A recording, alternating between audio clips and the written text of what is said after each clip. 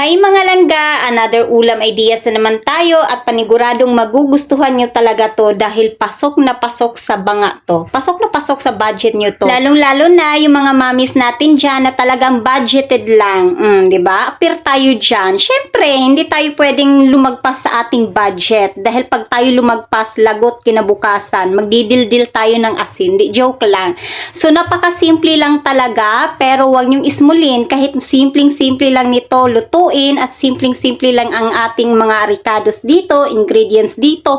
Napakasarap talaga. Syempre, dahil ako ang nagluto, o diba?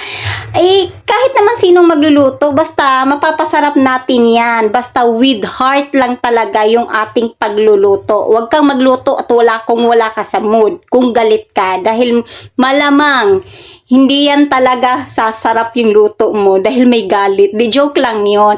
So, ito na nga. Dairy cream yung aking ginamit. Ayan. And then, sinutay ko na yung sibuyas and then yung bawang. And then, mix-mix lang natin. And then, ilagay na natin si kangkong. And diba?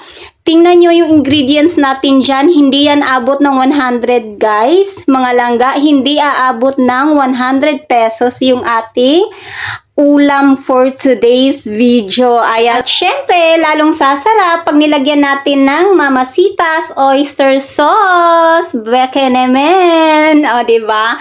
So, yan guys. Yan lang talaga yung ating ingredients. Wala nang iba. Bilangin ninyo kung ilan lang yan. Hindi yan umabot ng 10 pirasong ingredients. Napakakonti lang talaga.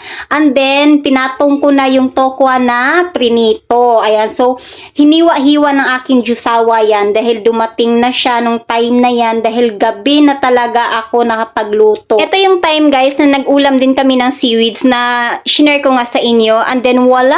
So, this is it. O, diba? Syempre, may final touch ng kamay ni Mama Angel yan. So, kain na tayo.